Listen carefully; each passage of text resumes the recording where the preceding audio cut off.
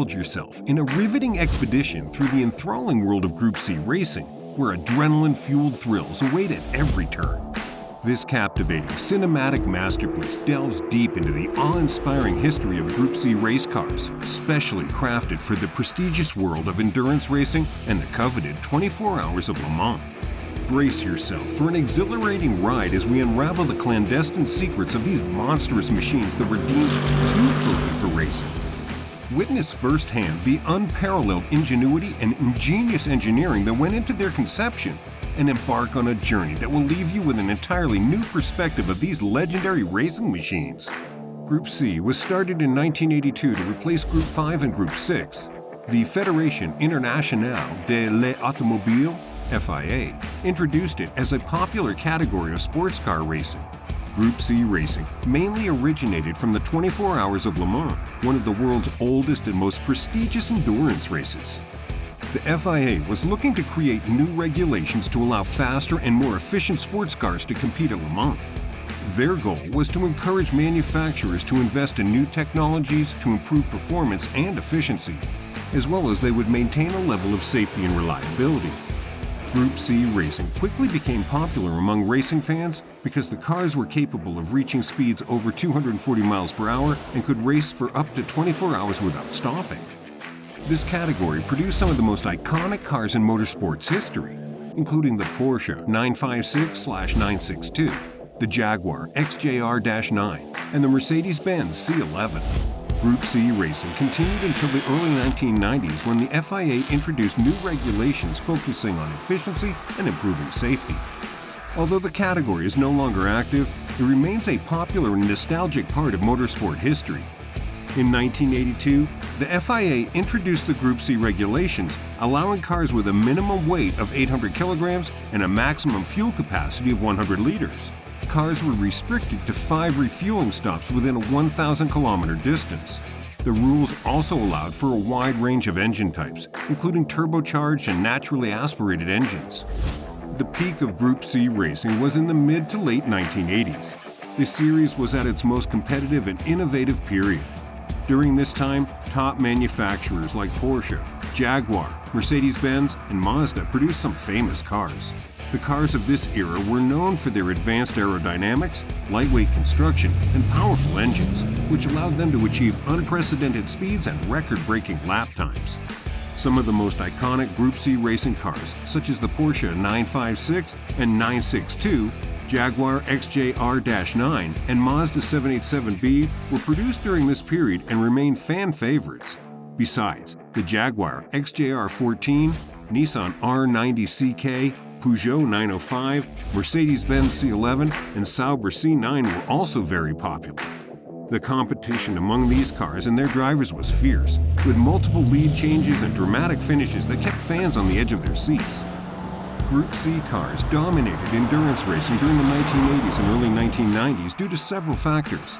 The factors are technological innovation, manufacturer involvement, endurance racing focus, international competition, etc.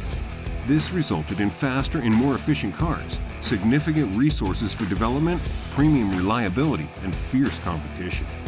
Though Group C racing was a huge success, it had some faults. As the cars became faster and more powerful, they also became increasingly dangerous. Accidents became common on the racetrack, so the governing bodies of motorsport noticed it and decided to take action. In the early 1990s, the FIA introduced new regulations. They tried to address the safety concerns, but these changes proved too expensive for many privateer teams, so they were losing the capability to participate in this competition. At this point, Group C racing slowly started to decline. Finally, in 1993, the World Sports Car Championship saw only a handful of teams competing, marking the end of an era. So why did Group C racing disappear? Let's find out. There are several factors that contributed to this competition's decline. Firstly, the safety concerns were a significant issue. Accidents were happening more frequently as the cars became faster and more powerful, so expensive safety implementation was a barrier for many teams. Secondly, the economic climate in the early 1990s was not motorsports friendly. The recession hit the industry hard, and many sponsors and manufacturers pulled out of racing to focus on other business areas.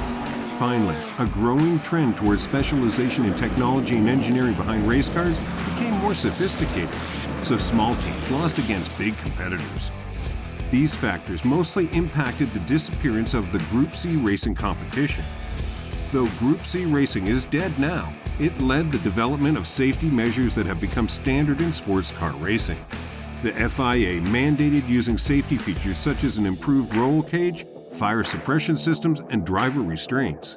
These safety features help to reduce the risk of injury or death in high-speed crashes, making sports car racing safer for drivers and spectators alike.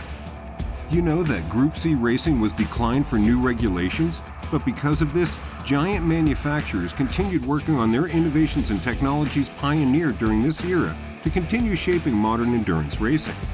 From aerodynamic design to hybrid powertrains, Group C racing set the stage for the future of motorsports. We get some iconic and technologically advanced sports cars from Group C racing in the mid-1980s. The FIA banned certain cars from competing in Group C racing due to safety concerns and to maintain parity among competitors. Some of the banned cars were the Porsche 956/962, the Jaguar XJR-9, and the Jaguar XJR-14, the Mazda 787B, the Nissan R90 CK, the Peugeot 905, and the Mercedes-Benz C11. Let's dive into these awesome machines. The Porsche 956 was one of the most successful cars in the history of the series, winning the 24 Hours of Le Mans 4 times in a row from 1982 to 1985. However, changes in the regulations led Porsche to develop a new car, the 962. It was an evolution of the 956. The 962 allowed Porsche to remain competitive in Group C racing, but the 956 continued to be used by privateer teams in the series.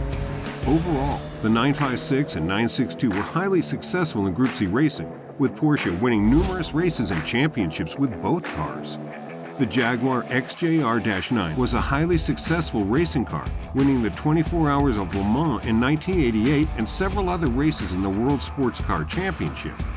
Regulation changes in the 1990 season, including restrictions on fuel tank capacity and fuel consumption rate, made the XJR-9 and other cars of its era less competitive.